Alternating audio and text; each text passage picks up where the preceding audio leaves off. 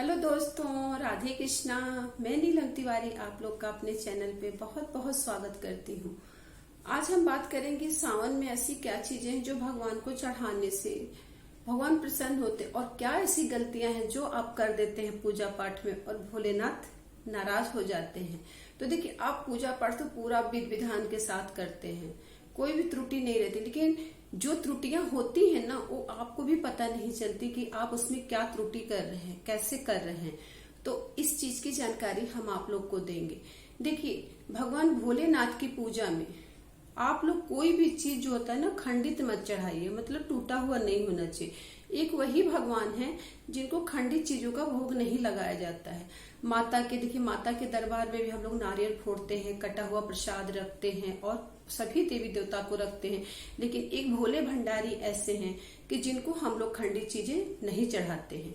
इसके पीछे कारण क्या है? क्यों खंडित चीजों का भोग भोलेनाथ नहीं लगाते, क्यों नहीं ग्रहण करते, क्यों क्रोधित हो जाते हैं? इसके पीछे एक छोटी सी कहानी है। देखिए, जब माता ने गणेश जी का निर्माण अपने मैल के द्वारा किया था और उनको रक्षा के लिए कहा था, हे पुत्र, मैं स्नान कर रही हूँ और देखना कि कोई इस समय प्रवेश न करे।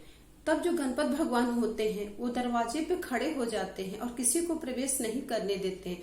उसी समय भोले बाबा आते हैं और वो अंदर जाने की अनुमति मांगते हैं। उनको नहीं पता होता है कि ये मेरा पुत्र है, और बार बार कहने पर भी जो होता है, गणेश जी उनको अंदर जाने नहीं देते हैं। फिर शिव जी और गणेश जी में युद्ध होता है, जिससे शिव जी क्रोधित होके उनके जो है सर को काट देते हैं।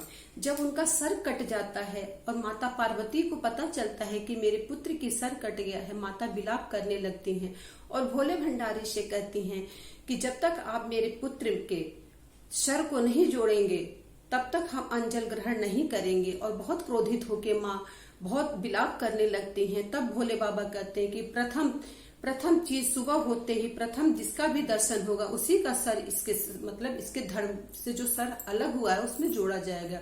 तो उस समय देखते जब सूर्योदय होता है तो हाथी उधर से निकलती रहती है, तो हाथी के ही सर को काट के गणेश जी को लगा देते हैं। तब से उनको गजानन कहते हैं। और प्रथम देवता, प्रथम पूज्य, प्रथम पूजा फिर शिव जी के आशीर्वाद से कहते हैं। शिव जी ने कहा कि जब तक इनकी पूजा नहीं होगी, जब तक इनको भोग नहीं लगेगा, तब तक कोई भी देवी देवता भोग ग्रहण नहीं करेंगे। इसका आशीर्वाद वो अपने पुत्र गजानन को देते हैं। तो इसका मतलब ये होता है कि जब वो सर को, उसी समय वो पार्वती जी को भी वचन देते हैं कि मुझे आज के बाद कोई भी चीज खंडित मुझे नहीं पसंद है, मुझे खंडित चीजों का भोग नहीं लगाना है, और न तो मैं खंडित चीजों का भोग लगाने वालों को कभी माफ करूंगा। यही वजह है कि भगवान भोलेनाथ को कोई भी चीज खंडित नहीं चढ़ाई जाती है। चावल आप चढ़ाइए तो ध्यान रखिए कि चावल आपका टूटा फूटा न हो तो मत चढ़ाइए, कोई बात नहीं है। बेलपत्री चढ़ाइए, भले 11, 21 या 51 या 108 आपके पास बेलपत्री नहीं है, मत चढ़ाइए। एक ही बेलपत्री चढ़ाइए, लेकिन वो खंडित नहीं होना चाहिए, कहीं से टूटा नहीं होना चाहिए, कीड़े द्वारा कटा हुआ नहीं होना चाहिए। अगर आप खंडित चीजें चढ़ाते हैं तो समझ जाइए कि फिर आपको पूजा का कोई भी फल आपको प्राप्त नहीं होना है। इस सावन में बेलपत्री कभी भी चढ़ाइए तो भोले बाबा को जो चिकना भाग होता है वो भोले बाबा के जो शिवलिंग होता है उसके ऊपर होता है, और जो दुर्दरा भाग होता है ऐसे ऐसे होता है तो वो ऊपर होता है, ध्यान रखिएगा।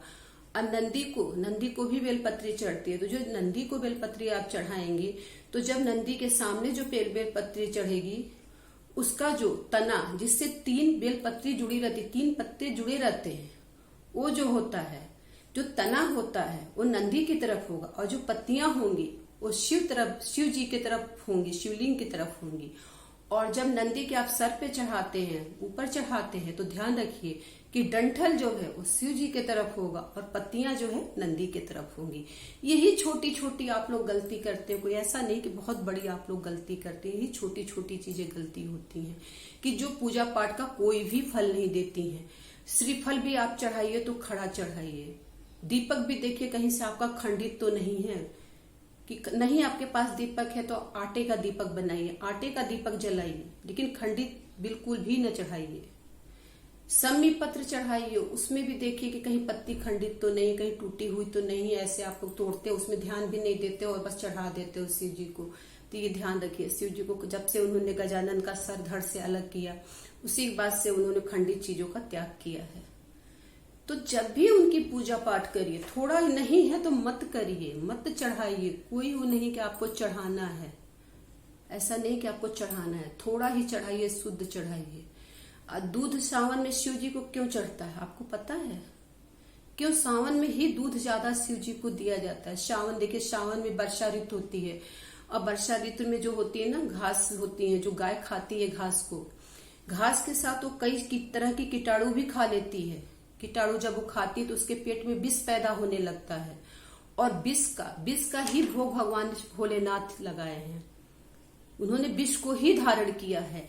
इसलिए सावन भर गाय का जो दूध होता है वो जो है शिवलिंग पे चढ़ाया जाता है। कभी भी पका हुआ दूध शिवलिंग पे नहीं चढ़ाया जाता है, कच्चा ही दूध चढ़ाया जाता है। भैंस का दूध कभी आप लोग मत चढ़ाइए, पैकेट का दूध आप लोग कभी शिवलिंग पे मत चढ़ाइए। गाय का है तो बहुत बढ़िया, नहीं है तो कोई बात नहीं। और सावन में दूध क्यों वर्जित होता है? क्योंकि गाय जो है ना कई तरह की घासें खाती हैं, छोटे छोटे कीटाणु होते हैं जो नहीं दिखते हैं, उसके अंदर चले जाते हैं, वही दूध में आता है। जब तक आपका दूध अच्छी तरह से बॉयल नहीं होगा तब तक वो पीने लायक नहीं होता। सावन में अगर आप लोग दूध नहीं पीजिए, दूध मत ग्रहण कीजिए, वो सबसे बेस्ट है आप लोगों के लिए।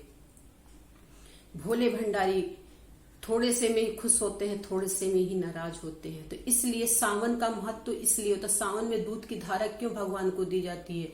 क्योंकि भगवान जानते हैं कि इसमें विष, ये मेरे लिए ही बना है। इसलिए भोले बाबा को सावन में दूध का बहुत महत्व है। ऋतु परिवर्तन होता है, ऋतु परिवर्तन होने से जीव बरसात में कीटाणु बहुत फैलते हैं। अब भोले भंडारी के तो सर्प, बिच्छू, यही सब तो उनके आगे पीछे रहते हैं। तो इसलिए दूध कभी भी बॉयल मत, गर्म चीजें भगवान पे कभी भी आप लोग अर्पित मत करिए। गर्म चीजों का भोग कभी मत लगाइए। जितनी ठंडी चीजों का आप लोग भोग लगाएंगे उतना ही अच्छा हो।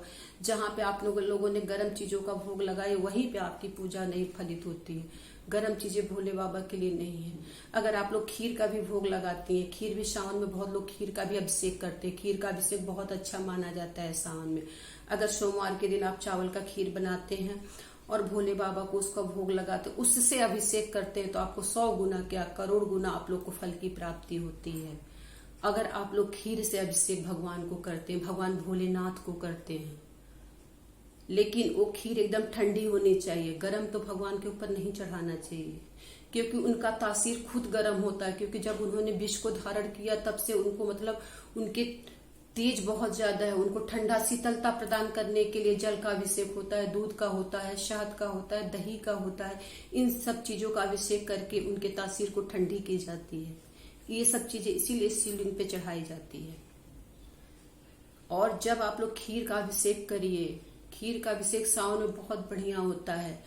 और शमी का जब भी पत्ता चढ़ाइए, कोई आपकी बहुत पुरानी मनोकामना है जो कभी भी नहीं पूरी होती, तो पूरी निष्ठा के साथ शनि के जो पत्ता है, शनि के पत्ते में आप शहद को लगाइए, अच्छी तरह से शहद लगाइए, ताकि भोल जो शिवलिंग है उस पर पूरी तरह वो चिपक जाए।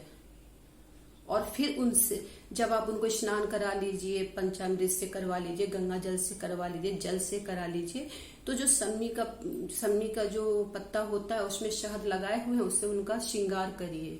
श्रृंगार का मतलब कि उनके पूरे शिवलिंग पे चारों तरफ उसको चिपका दीजिए। उस शहद लगाए अपने आप चिपक जाएगा। आपकी जो भी मनोकामना होगी, विश्वास कीजिए कि सावन में जरूर पूर्ण होंगी। अगर आप ऐसा करते हैं तो पत्तियों का विशेष ध्यान रखिएगा, खंडित नहीं होनी चाहिए। अगर किसी महिला का गर्भपात हो जाता है, बच्चे नहीं रुकते हैं, बच्चे रुकते हैं नुकसान हो जाते हैं 2 महीने 3 महीने, तो उसको क्या करना है? ये सावन का उपाय आप लोग को बता रही है, सावन में ही करना है। अगर किसी महिला के साथ मान लीजिए ऐसा होता है तो उसको क्या करना, उसको अपने बराबर का कलावा लेना, उस महिला के पूरे बराबर का कलावा लीजिए, एक श्रीफल लीजिए, उसमें उस कलावा को लपेटिए और भगवान भोलेनाथ के मंदिर पे जहाँ पे शिवलिंग होता है वहां पे प्रभु के आगे रख दीजिए और अपनी जो भी इच्छाएं हैं, जो भी उस महिला की समस्या है उसको रख दीजिए और उसके बाद आप घर वापस आ जाइए। क्योंकि उन्होंने माँ पार्वती को बोला है कि न तो मैं खंडित चीजें लेता हूँ, न तो मैं खंडित चीजों का वरदान देता हूँ। ना वो खंडित चीजें लेते हैं, ना वो खंडित चीजें भक्तों को देते हैं। तो अगर किसी का बच्चा नुकसान होता है, अगर वो भोले बाबा को इस तरह श्रीफल यानी कि नारियल को भेंट करता है, तो भगवान उसके बच्चे की रक्षा फिर उनके ऊपर है। फिर वो महिला अपना जो चिंता एकदम छोड़ दे, फिर भोले बाबा पे सारी समस्याएं छोड़ दे, उसकी समस्याएं इस सावन में जरूर हल हो जाएंगी। इन सब बातों का आप लोग ध्यान रखिए। ये बातें बहुत सही हैं, बहुत सटीक है, करके देखिए। अगर फायदा होगा तो कमेंट जरूर करिएगा आप लोग। और एक बात और, सावन में, सावन जो होता है, हरी भगवान को मूंग का जो है, मूंग का जरूर एक मुट्ठी मूंग जरूर चढ़ाइएगा इस सावन। जिस दिन आपका मन कर जाए, जिस दिन आपके अंदर से ये इच्छा आ जाए कि हाँ हमको भोलेनाथ को मूंग चढ़ाना है, आप चढ़ाइए, फिर देखिए उसका कमाल। ये सब बहुत सटीक उपाय हैं। ये सब चीजें जो धर्म ग्रंथ है उनमें मिलता है। अगर आप स्कंद पुराण पढ़ते हैं, शिव पुराण पढ़ते हैं, महापुराण पढ़ते हैं, इन सब चीजों में इस चीज का बहुत कायदे से वर्णन है। तो ये सब चीजें आप लोग सावन में करके देखिए। किसी बच्चे का अगर पढ़ने में मन नहीं लगता है, बच्चा बहुत ही कमजोर हो गया, उसका बिल्कुल भी पढ़ने में नहीं लगता है, तो उसका क्या करिए कि चंदन में जो शहद होता है, शहद में चंदन लपेट के उससे भगवान भोलेनाथ का अभिषेक कराइए, श्रृंगार कराइए, बच्चा का पढ़ाई में मन लगने लगेगा। करके देखिए, सब सही होता है। ये सावन आप लोग को जो भी मनोकामनाएं हैं सच्चे दिल से मानिए, भोलेनाथ जरूर पूर्ण करते हैं। और ये जो मैंने उपाय बताए हैं, इनको आप लोग अपना जरूर सावन में करिए, फिर देखिए कि क्या आप लोग का मतलब क्या फल मिलता है। अगर किसी लड़की की शादी नहीं होती है, कुंवारी लड़की है, उसकी शादी नहीं हो रही, बहुत परिश्रम आप लोग कर लिए, अच्छा घर बर नहीं मिल रहा है, तो ये उपाय उस लड़की को करना है। सावन के सोमवार को, बुधवार को, शुक्रवार को, ये 3 दिन उपाय आपको लगातार करना है। 11 जो है बेलपत्र लेना है। 11 बेलपत्र में आपको क्या करना है, चंदन लगाना है। चंदन लगा के शहद लगाना है। उस लड़की को शहद लगा के 11 पत्ती, 51 पत्ती, 21 पत्ती, 108 जितनी आपको मिल सके उतना लेना है। और ये पूजा उसको प्रदोष काल में करना है। सुबह आप जैसे पूजा करती हैं, सुबह जाइए, मंदिर जरूर जाना है, मंदिर में ये पूजा होगी, आप मंदिर जाके पूजा करिए। शाम को जब प्रदोष काल होता है, जब दिन और रात की मिलन होती है, उसी टाइम ये पूजा आपको करना है उस लड़की को। और एक घी का दीपक लीजिए, आप मंदिर में जाइए, आसनी ले जाइए, आराम से बैठिए और भोलेनाथ के आगे दीपक प्रज्वलित करिए। पहले आप लोग को दीपक प्रज्वलित करना है, उसके बाद पूजा आप लोग को शुरू करनी चाहिए। चाहे उनको जलाभिषेक कर रहे हैं, चाहे कोई भी चीज चढ़ा रहे हैं, तो पहले आप लोग दीपक जला लीजिए। क्योंकि अगर आपकी त्रुटियां होंगी तो दीपक पे जाएंगी, आप पे नहीं आएंगी। इसीलिए पहले दीपक का विधान है किसी भी पूजा में। वो लड़की विधि विधान के साथ पूजा करे, पहले उसका भोलेनाथ का अभिषेक करे, फिर जो बेलपत्री होती है उस पे चंदन लगा के भोलेनाथ को अर्पित करे और अपनी मनोकामना पूर्ण करे। और माता पार्वती को एक जो कलावा होता है, जिसको हम लोग कलावा बोलते हैं, अगर मान लो मंदिर में माता पार्वती की भी मूर्ति है तो शंकर जी को लपेटते हुए माता पार्वती जी को ऐसे करके बांधना, नहीं है तो शिवलिंग में सभी उनका परिवार होता है, वहां पर भी आप कलावा बांध दीजिए। माँ गौरी से अपने वर के लिए प्रार्थना करिए। ये कम से कम 21 दिन आप लोग लगातार करिए, आप लोग को पूर्ण सफलता मिलेगी। ये सब छोटी छोटी चीजें हैं लेकिन बहुत महत्वपूर्ण है। आप लोग सावन में करके देखिए, भोलेनाथ आप लोग की सब मनोकामनाएं पूर्ण करेंगे। और अगर आप लोग को मेरी वीडियो थोड़ी सी भी अच्छी लगे तो मेरी वीडियो को शेयर और लाइक करिए। नए हैं तो कमेंट कर दीजिए। भोलेनाथ आप लोग का कल्याण करें। हर हर महादेव, बम बम भोले। धन्यवाद।